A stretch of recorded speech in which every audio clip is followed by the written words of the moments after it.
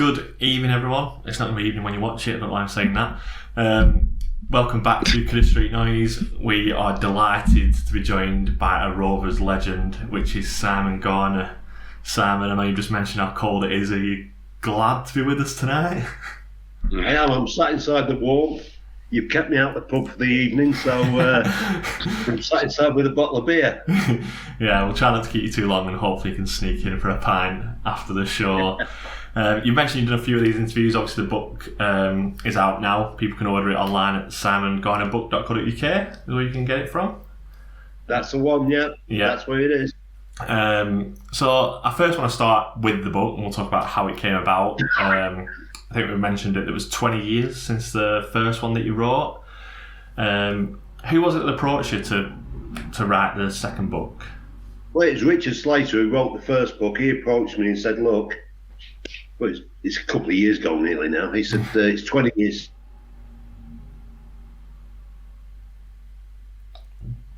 Richard didn't have the time to write it, but he got Dan Clough, who did the writing of the new one, who's done a really good job with it. And it was easier than the first time, because what used to happen with Richard, he'd record everything I said to him, he'd post it to me, then I had to say yes, no, so it took a long time. Whereas with technology nowadays, it was a lot easier to do. So, but we kept it back a bit because with the situation with Tony Parks, with his illness and everything, so we thought, hang on a minute, let's just get Tony sorted out. Yeah. So we put it back about 18 months. Yeah. And just on writing the book, I think 20 years ago, you were probably, definitely in like a Blackburn Rovers world, me and Lewis grew up in. Who were the first to do any sort of that sort of media, like writing the book and then telling us about your career and stuff? Do you feel like there's more of like an appetite for that sort of stuff? I know you've done a lot of these podcasts and I saw you on Under the Cosh. Like, there's a lot more appetite and desire for stuff like this. I think there is, yeah. I think there is. I enjoyed writing the first one. Had a really good time doing it. And, it's 20 years and I forget a few things. I'm getting a bit older, but I really enjoyed doing the second one as well. And like you say, the podcasts and things like that, I'm not very good at it with technology, but we got it sorted out and I'm doing quite a few of them and enjoying them. Yeah, good. I'm glad. So we'll start with your career. Proud Boston lad. When did, I think you mentioned in one of the interviews that I've watched that you wanted to be a footballer from a very early age. I know a lot of lads want to be footballers. When did you first realise that you were better than most and this was like a realistic career choice for you? Well, we're coming from Boston, which was a small place. I realised there was a lot better than a lot of kids there, because when I was about 13 or 14, I was lucky enough to go to a grammar school. I don't know how I got in there, because I must have got something to do with 11 plus for me, I'm not sure. But when I was there, I was 14. All I was interested in was sport. Lucky enough, I got to play in the sixth form team, so that was I'm guessing it was under 18s then. And I got into that team when I was 14, and I thought, well, first of all, my first thought was I'm missing double history on a Wednesday afternoon, which was brilliant. And then it was, well, I'm better than a lot of lads I'm playing against. And I was playing under 14 for a team called Wibberton, which was a little village outside of Boston. We had a good team. I don't know if you remember Chris Woods, who played for England, the keeper. He used to play at Wibberton as well. And there was a lot of scouts used to come and watch the games. So I was lucky enough to I went to about 6 or 7 clubs for trials, and I thought, well, I like this, I've got a chance. And fortunately for me, Blackburn took me on. Yeah, and just going on to that, when I know you said there you went on a few trials, you had a lot of interest from different clubs. What was the reaction, and when was the first time you heard about Rovers' interest? What happened was I was still at school, and Jim Smith was manager at Boston United. When he left, I think he went straight to Blackburn from Boston. He'd said to the secretary, if you'd see or hear of any, the secretary boss of United, John Blackwell, if you'd hear of any kids coming through, send them up for a trial. And I used to play for John Blackwell's pub team on a Sunday morning when I was 15, 16. And so he sent me up to Blackburn with Jim Smith and gave me a trial then. Very good, very good. So you mentioned about playing at the sixth form, being a lot better than a lot of the opponents. You signed as a schoolboy with Rovers. Do you notice like a big jump up in quality when you go up there? Oh, definitely. I mean, even went for the trial. You're looking at kids who are good footballers on the same level as you. So you know you've got to work hard. I think I had 2 weeks in Blackburn. Funny enough, I've been to Scunthorpe about a month before that. And they offered me an apprenticeship. But I said, no, I'm waiting until I've been to Blackburn.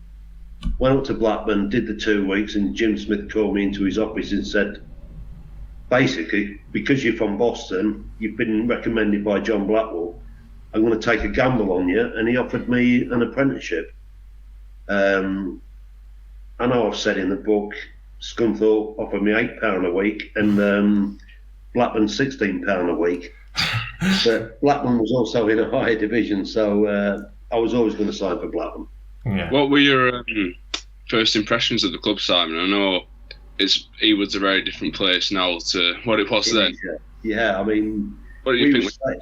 We were staying where the old ground was. Opposite there used to be a load of terraced houses.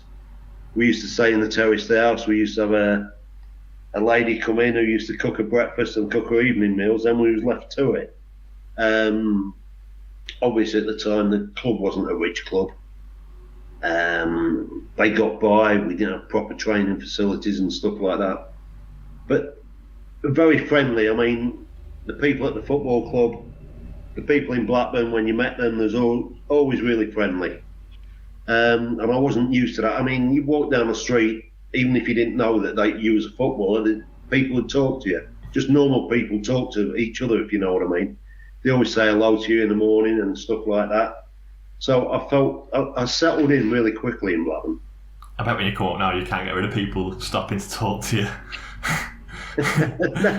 You can. I don't mind doing it. I mean, I went to the Watford game this season to do the summarising for Radio Lancashire, and I was stood outside before I went in with a coffee and having a couple of fags, like I always have done. And the number of Rovers fans who stopped and had a chat with me and wanted a picture, and I don't mind doing that. I mean, hopefully, it was older fans who was talking to me, but with the kids and stopping and saying, this is Simon Garner, blah, blah, blah. And hopefully I brought some joy into their lives when I was playing football for them. So I always talk to the fans when I was playing. I still do when they stop and want to talk to me now. Yeah, I mean, we'll get onto it later about how football's changed from when you played to nowadays. Do you think you could have had that sort of relationship with the fans if you were playing in the modern game? I know a lot of people complain about our footballers nowadays. Do you think you could have had that now? I would have hoped to have done, but it's so different nowadays. I mean, how many Blackburn Rovers, even Blackburn Rovers nowadays, how many players live in Blackburn? I would think none. Yeah. Most, I would guess, live in the Manchester region or something like that. The lives of footballers nowadays, they're told what to do, more or less. When they're training, they're told how to train, when to train, what to eat, stuff like that. And I'd have really struggled with that. And I think it's hard work for them nowadays. I mean, they're in the spotlight all the time. In my day, there wasn't phones with cameras on or anything like that. These players nowadays, the top-level players, they can't go out the front door without somebody being there with a camera on the phone trying to take pictures and trying to catch them out. Yeah, I completely agree. So going back to when you first turned pro, you turned pro at 18 at Blackburn. I think you mentioned in one of the other podcasts I listened to that you had players like professionals like Faz and Tony Parks who looked after you and were tough on you, but in a good way, helped you become the player and the man who you became. Was it difficult? Were there some people that were difficult? You don't want to name names probably, but did it become more difficult training with men? No, it didn't become more difficult for me. I enjoyed it. I mean, from when I was at school at 14, like I was saying, I was playing against 18-year-olds, so I was used to playing against older people. We had a great squad at Blackburn when I broke through. Experienced players, but younger players as well.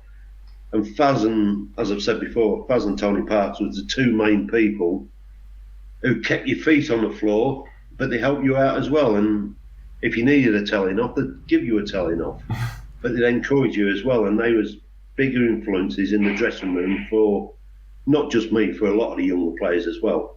So they was really great. But we had such a good team spirit there. Everybody got on. We had a small squad. We didn't bring in big name players and stuff like that. It brought in down to earth players who everybody got on with each other. So we never had a problem. Yeah, I think that helps massively with the team spirit. I think a lot of people from mine and Lewis's dad's generation, they talk about the memories of Bury away, and I secured promotion back to the second division. What I don't know, I keep going back to the other podcasts, so I haven't been listening to them that much recently. You mentioned that the bigger games, you almost don't, because it goes that fast, like the importance of them. Are there any like key standout memories that you had from them earlier years? Earlier years, scoring 2 goals at Fulham after I'd only played about 2 or 3 games. Can't remember how many games I played. We played away at Fulham on a Friday night. I remember my first 2 goals. But I can't really remember any other standout moments. I mean, I'm not being cocky or big-headed, so I'm not like that. I mean, I scored a few goals, and so I enjoyed every goal I scored, but I can't pick out, until you get later on in my career against Man City when I broke the record, goals was goals, and that was my job. That was what I was paid to do, and I enjoyed doing it. And hopefully I did all right. Well, I did do all right, I mean. Yeah, definitely. I think the fans from that generation will have a favourite Simon Garner goal, so it's quite refreshing that you have that attitude of, I was there to score goals, and a goal is a goal. There isn't one to pick out, apart from the record-breaking one, which we'll get onto. You had Howard Kendall as player manager as at the early years. You obviously secured promotion, and then the next year you went on to miss out on the playoffs on goal difference. You almost had a few years where the season overall was good, but the end of the season probably wasn't that good. Like we have a couple of years later on where we missed out on the playoffs, and obviously we'll get onto the Crystal Palace playoff final and stuff. How hard was it to have almost like a good season with that set of lads that you played with to then end on such a sour or disappointing note? It was tough, and it got tougher. It gets tougher as you get older. I mean, I wasn't that old, don't get me wrong. I'm in my mid-20s, late 20s as it keep going on. And it does get tougher, but you just have to, okay, you've got to wait for the new season and say, right, we're going to start again here. Let's try and improve on what we did the season before. And that's your aim, that's your target. And that's what we all used to say at the start of the season as a group of players. We want to do as well as what we did last season, but just that little bit better to see if we can do it and get there. Yeah. Do you have any... Oh, go on, Liz. Yeah, I just want to say, when you look back now, that side of the late 80s actually came very close to get into the top 5 even before Jack got involved. What do you think, what would you put it down to now that he just didn't quite get over the line? It's a tough one to say. I mean, other clubs had a bit more money than us who was in the playoffs and things like that. I'm not saying it's down to that. It's just, at the end of the day, we didn't play well enough in the semi-finals and things like that. And that's a thing that you've got 2 games, and I think it was 2 games in them days. Yeah. Yeah, and we didn't do well enough in the games we got to. We didn't bottle it, not at all. You always go out, and every member of the Blackburn team that I've played for, always go out and try and give 100% every game. But unfortunately, when it came to the crunch, we didn't perform well enough on the days. Yeah. So we're going to get on to like some good memories now. You've already mentioned the record-breaking goal against Man City. scoring a hat-trick that day. Were you thinking about it in the build-up to the game? Was it ever on your mind that you just needed the 2 goals to break the record? No, it wasn't at all. I mean, it wasn't just a Man City game. I never used to go out and think, I've got to score 2 goals to break the record or anything like that. My mindset, like I said earlier, was always trying to go out and score a goal. The record didn't make any difference. It didn't put any extra pressure on me. I mean, people used to say to me, are you feeling the pressure? You're 3 goals away, 4 goals away. And I used to say, no, not at all. It will come when it comes. I always thought it would come. I was confident enough to know I'd break the record at some stage. And it was it lucky that it was against a big club like Man City and I scored a hat-trick in the game. So was it a relief to get it out of the way? No, I just wanted to go on and score more goals. Score in the next game, yeah. I mean, there were 2... every goal's a good goal, but there were 2 unreal strikes that day. How would you describe yourself as a player? Because I think if people watch them goals, they would see the low centre of gravity, the pace, the power and the finish. And a lot of people, when they talk about Simon Garner, and don't take this as any disrespect, they'll talk about having a fag at half time, having a pint after the game with the fans. But you were a really good player, and what the modern day fan would call a bagsman. But it almost gets, it doesn't get forgotten about, especially not by Rovers fans, but it doesn't get discussed as much. Does that make sense? Yeah, I understand it. Yeah, I mean, right. How to describe myself as a footballer? I wasn't the best trainer in the world, let's put it like that. I didn't enjoy training. I wasn't the fittest player in the world. But somehow I had a knack, and you can't learn it, scoring goals. It comes natural. And I luckily had that natural talent that I could score a goal, which got me through a long way at Blackburn. There's times I was having a nightmare, not playing well, but I'd always pop up with a goal that kept me in the side sometimes. I mean, if we'd have had a bigger squad in them days, I'm sure that at certain times, I always used to go through a bad patch round about Christmas. And I'm sure if we had a bigger squad and manager would have said to me, look, you need a rest here. It's not happening for you. I've got somebody else I can put in, so I'll do it. But in them days, the squad wasn't big enough to do. I mean, would you have appreciated that at the time? Because obviously, like you said, there were times where you didn't play your best, so you had to train well, and you would still pop up with a goal. Would it not almost get your mentality up that I'm still going to score for you even though I'm not playing well? Would that have played on your mind a bit? Did it change the team about? Not really, no. It was nice to score a goal when I wasn't playing well. But it's still in your mind that you've got to improve your game as well. You've got to play better during the game. It's not, okay, you score a goal, it might be the winning goal, it might not be, but you've got to still help the team. You've still got to work for your teammates. I mean, teammates helped me through bad patches and got me through it. And you want to think that you did the same with the other players as well. Everybody stuck together, like I said earlier, and we helped each other through bad patches. Moving on again to the full Members' Cup final, playing at Wembley. It's a memory that I'm sure a lot of Rovers fans will definitely remember fondly because of the amount of fans we took down there. I think the full Members' Cup wasn't really taken seriously by a lot of clubs, and that was reflected in the attendance at Wembley with so many Blackburn fans there, and then Charlton that were quite an empty away end, not away end.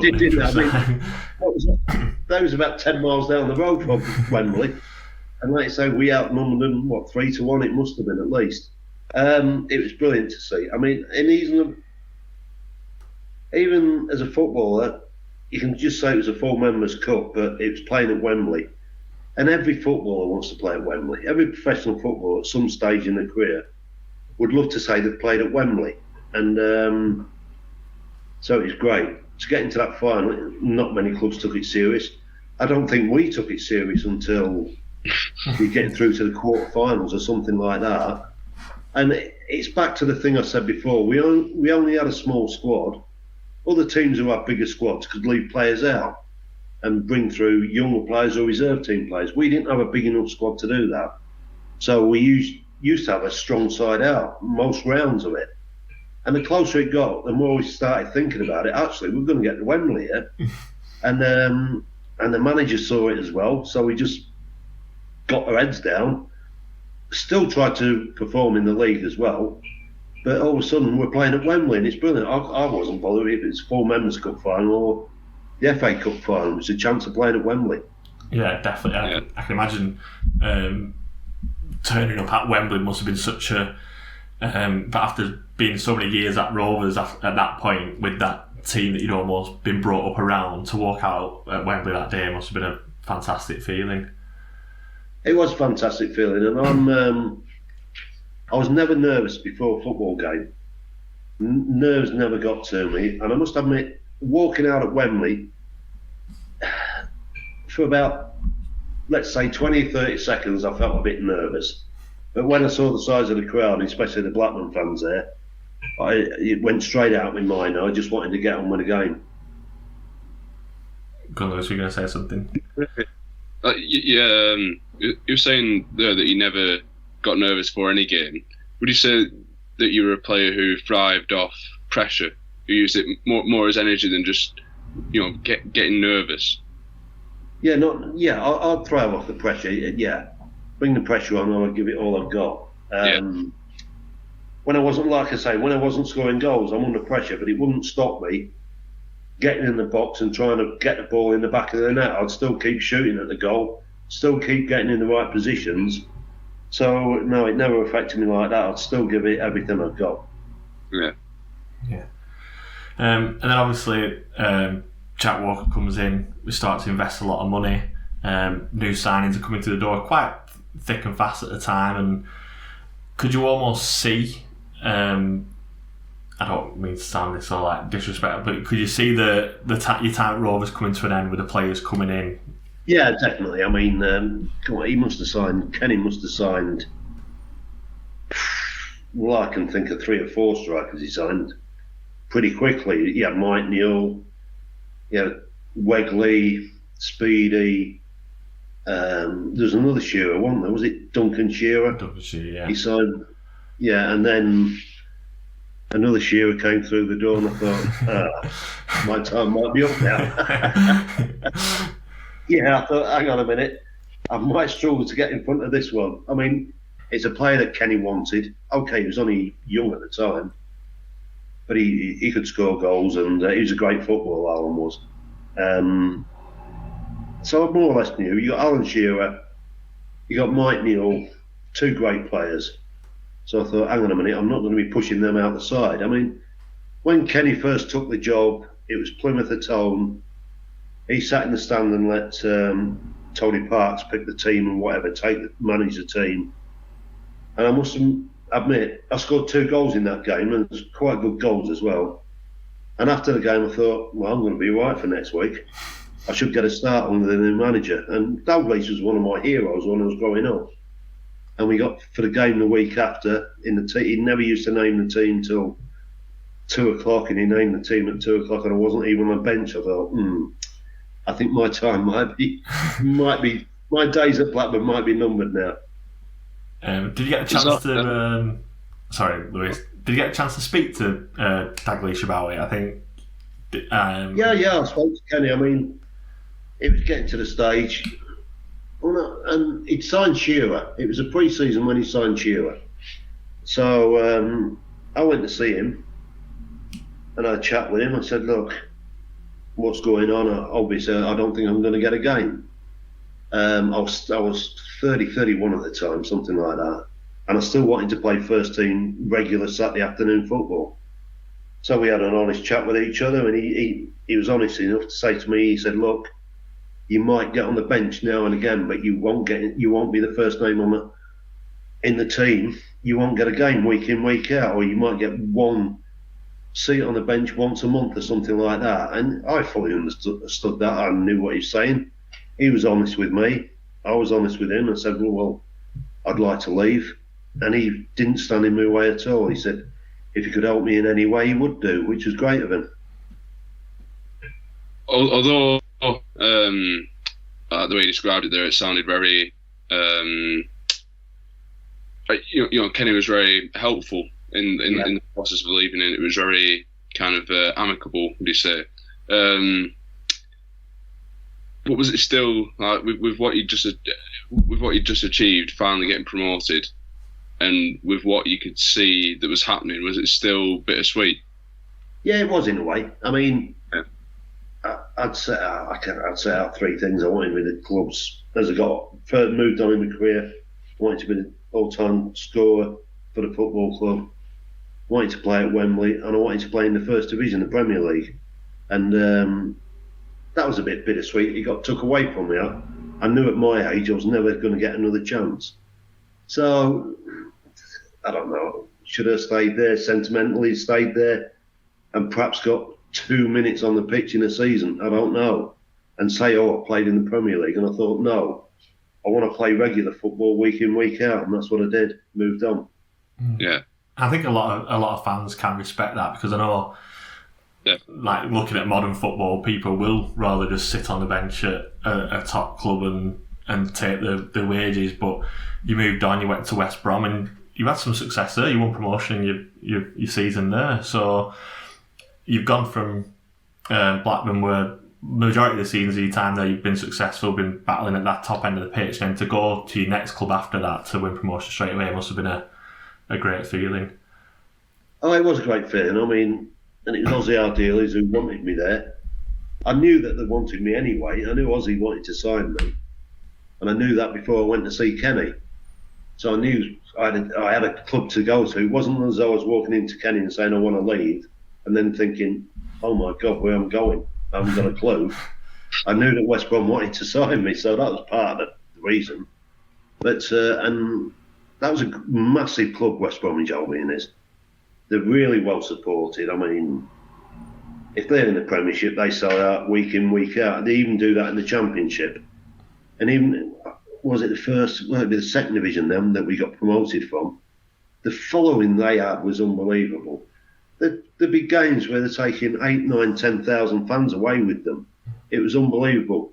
And the players there, just like Blackburn, we had a great team atmosphere. We all stuck together, and we played football together and we played out together. Yeah, they're definitely a very passionate bunch as well, the West Brom fans. They are, the Baggies are, yeah. Yeah. I mean, you mentioned a lot about this team spirit. Does that come from the players you're with? I mean, you've played under a lot of managers, and you almost have like it's almost like a gallery of top managers that you've played under. Do they control that, or? No, it's mostly the players the team spirit comes from the players. Okay, the manager can be great with the players, but he's a manager and he has to keep out of the way of the players. That's where Howard Kendall had a little bit of a problem, because he was a player manager. He found it tough to be a manager because he was still playing, and that must be a really tough job, that. Because when you're playing, you want to be mates with the players. You want to go out and have a beer with them after the game or whatever. But when you're the manager, you've got to know when to stop. And Howard liked to drink as well, so he'd perhaps be last man standing sometimes. But he found it very difficult to go from being a player to, he had to somehow find a way of being a manager. He's got a squad of 16 players and he's playing some games. He's got to tell them players, he's training with you all the time as a teammate. Then he's got to pick a team for the Saturday. So he's got to let 2 or 3 players down that they won't be in the team. So it's a very tough job. And it took him a little bit of a while to adjust to that, but he did in the end. Where somebody like Kenny can just, well, you're not playing, and that's it. I've got such and such who can come in and play. I've got him who can come in and play, and that's what it was. Yeah, it was a balancing act. And it happened quite a lot in the late 80s and 90s. A player-manager role, it was quite a common thing.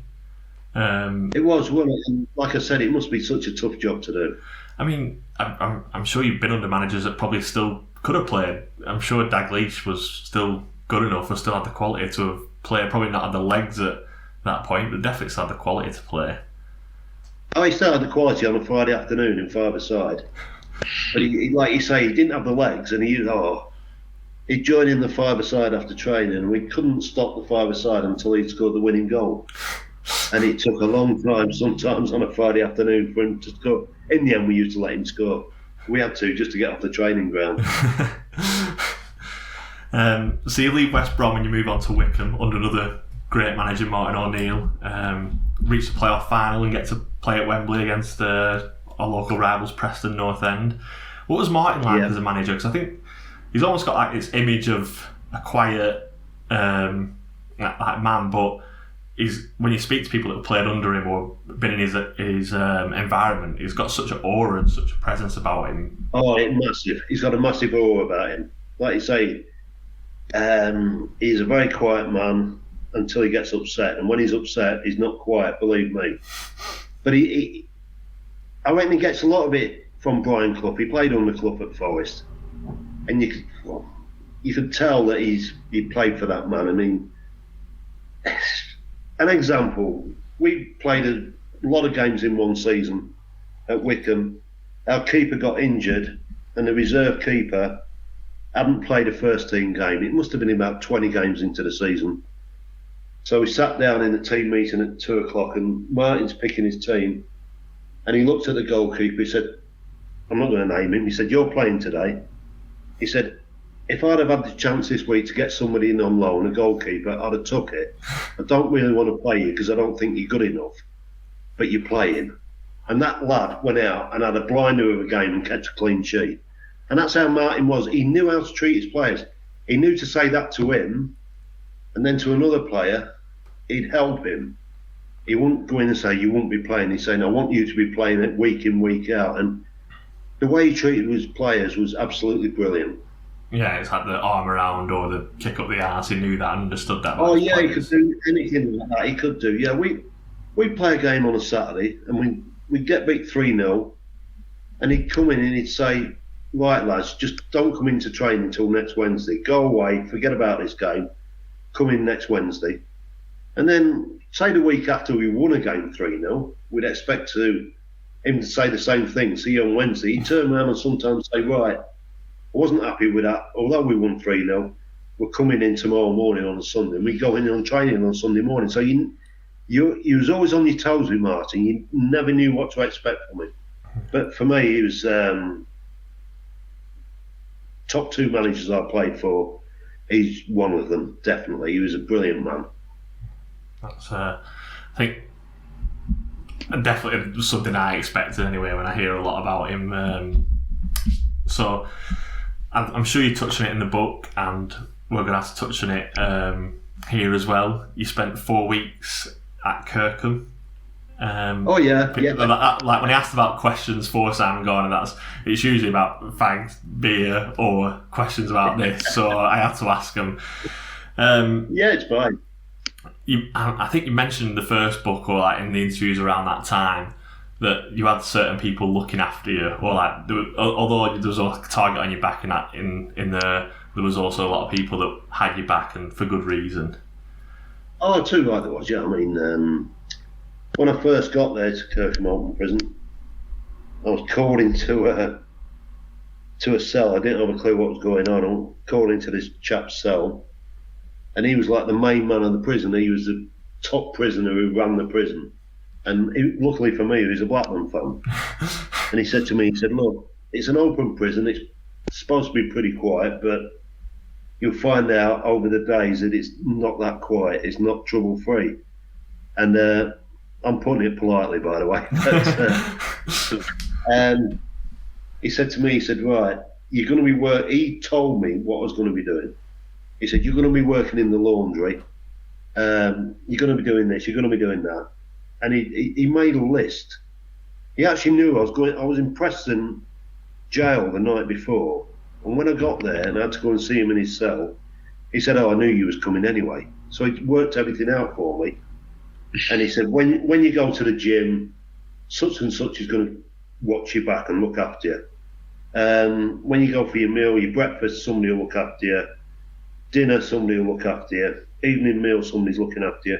If you're stood in the queue waiting to use the telephone, there'll be somebody else looking out for you and looking after you. I said, well, do I really need all this? And he said, believe me, you do. He said, because somebody will want to have a go because you're a high-profile person, they'll want to make a name for themselves. So, and it wasn't all Blackburn fans who was doing it. It wasn't. There was lads from Birmingham, but he knew that I played at West Brom, and there'd be West Brom fans in there who was looking after me as well. He knew exactly who he was picking. So, luckily for me, I was looked after well. That's good to hear.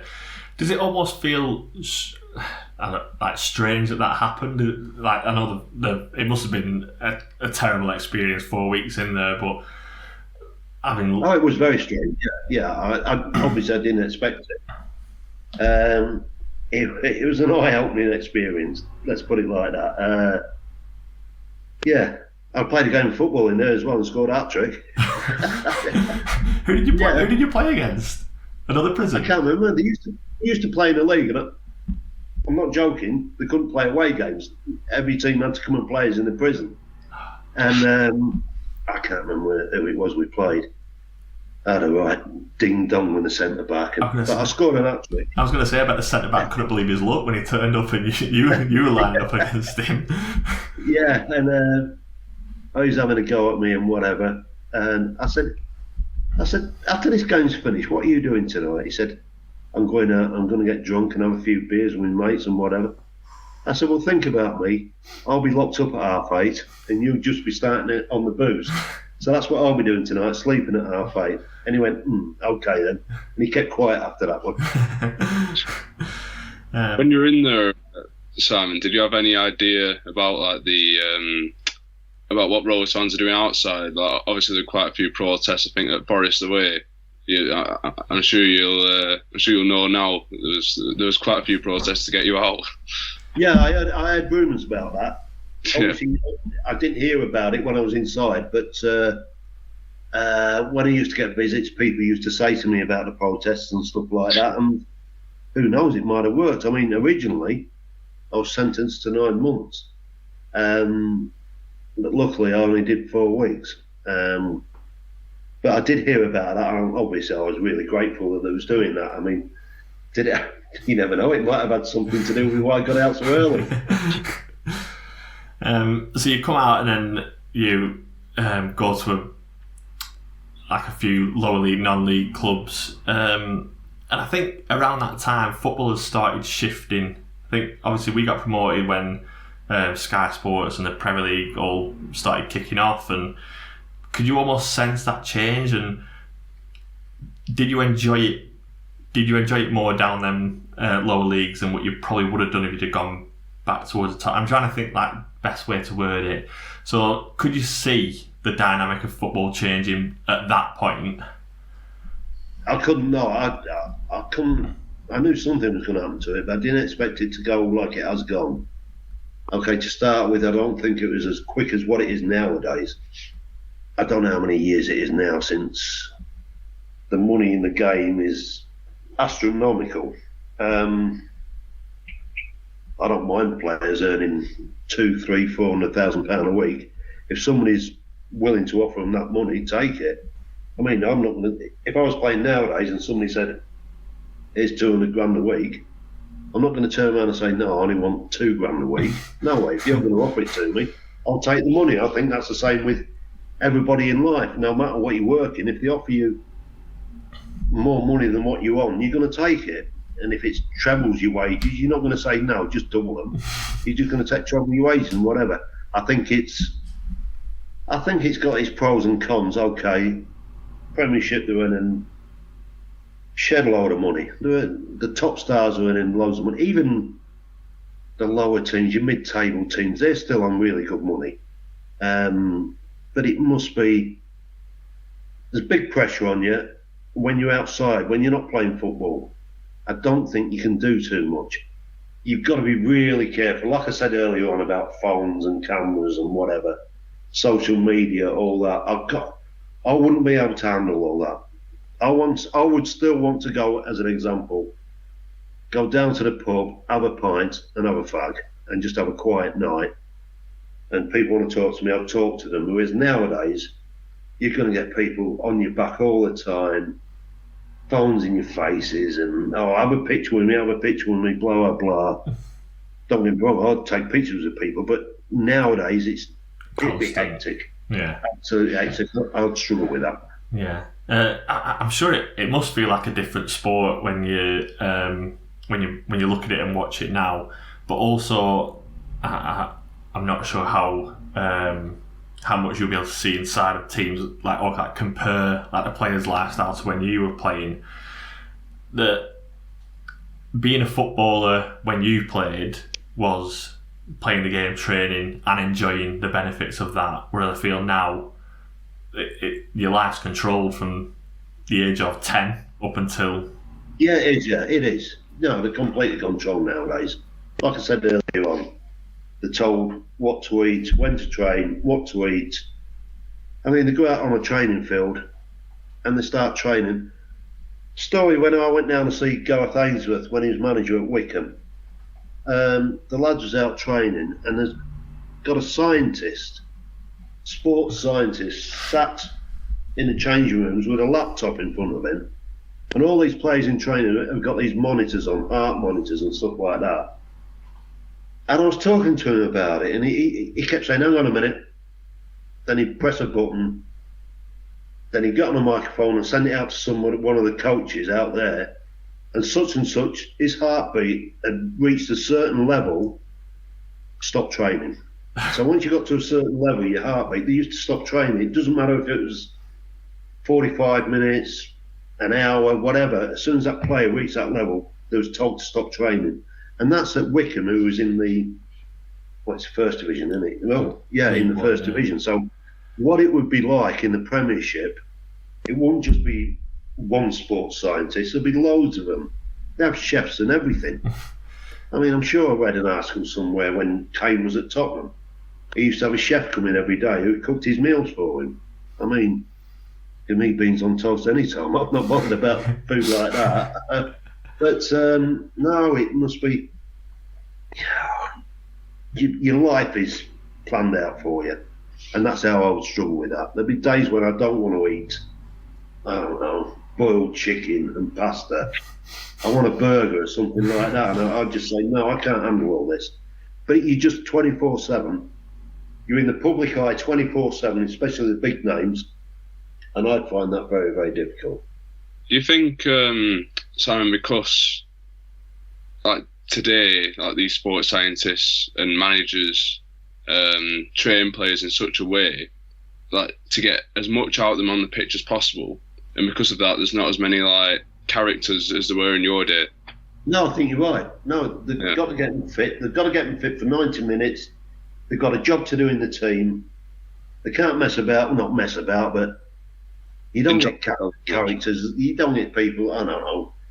Right, you want to look at rough characters, say Vinnie Jones as an example.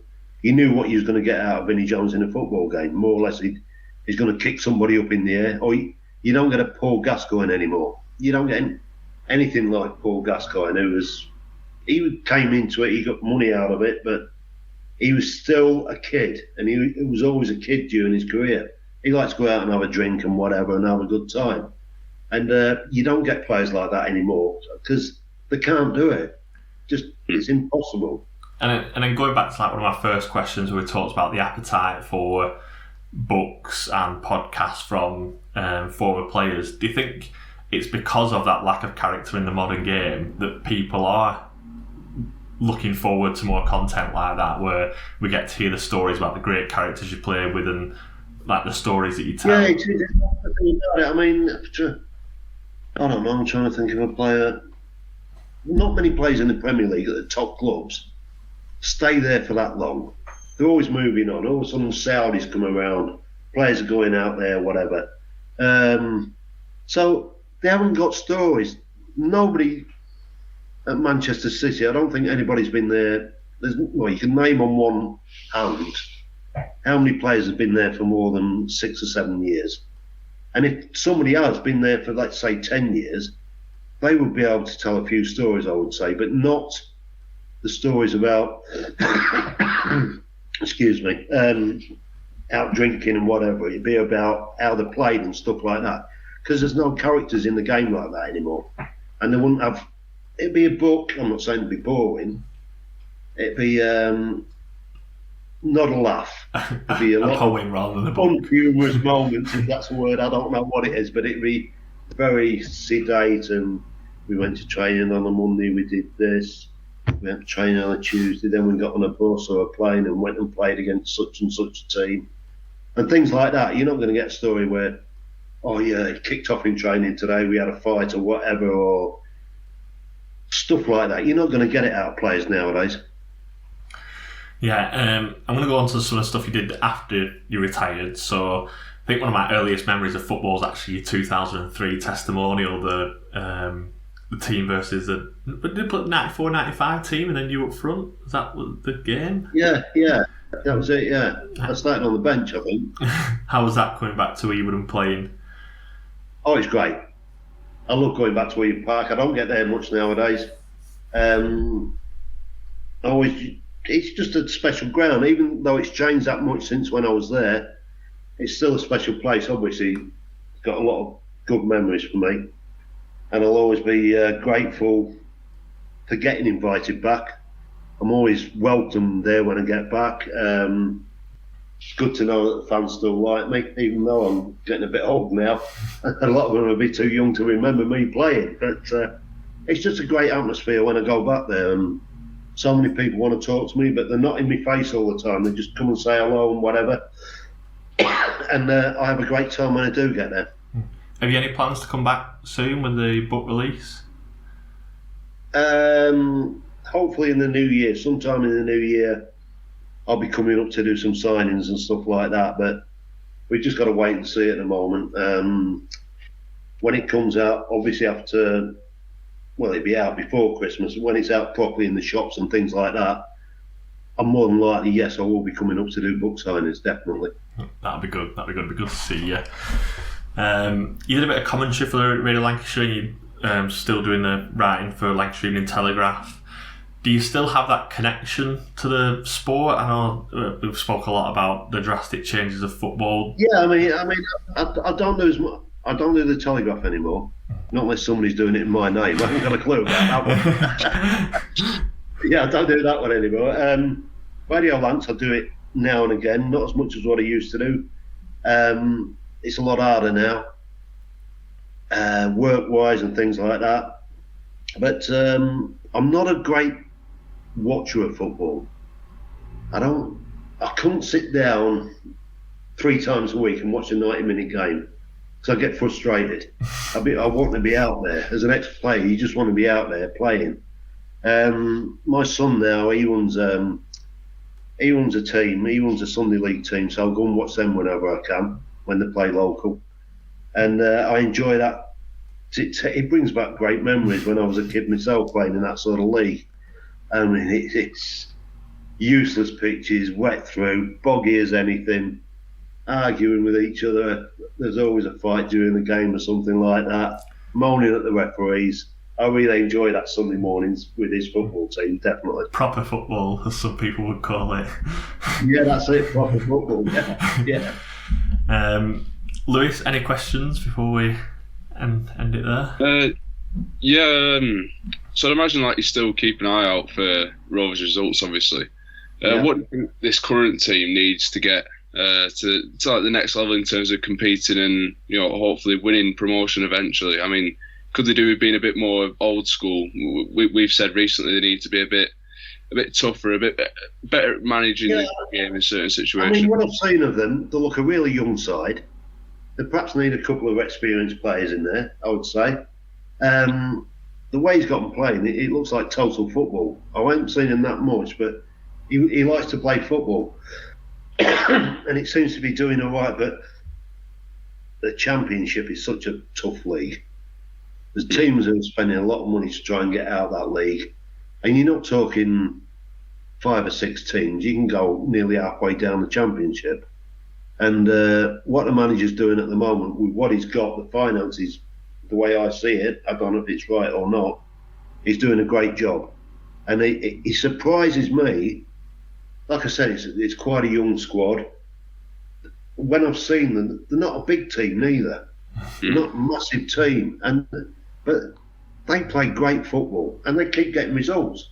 when you don't expect them to get a result, they get results, and it's unbelievable. I think he's doing a great job. Yeah, I think we both completely agree with you there. So yeah, that's all my questions, and if that's your last question, Lewis, then all we can say is thank you very much for coming on, Simon. Really appreciate it. You're frozen. Frost. Oh, hang on, right at the end. Am I back? Rob? Am I back? He's just put some food on the table, hasn't he? A plate of chips in front of him. Am I back? Yeah, you're back. Am I back now? Oh my god, right at the end as well. I thought I was doing so well for 50 minutes. Right, I'm definitely back now. Definitely back. Yeah, so that's all my questions. If that's your last question, Lewis, then all that's left to say is thank you very much for coming on, Simon. Really do appreciate it. Good luck with the book release, and we'll hopefully see you back at Ewood very, very soon. That's great. Thanks for having me. I've really enjoyed it. Thank you. Cheers, Dan. No problem at all. See you later.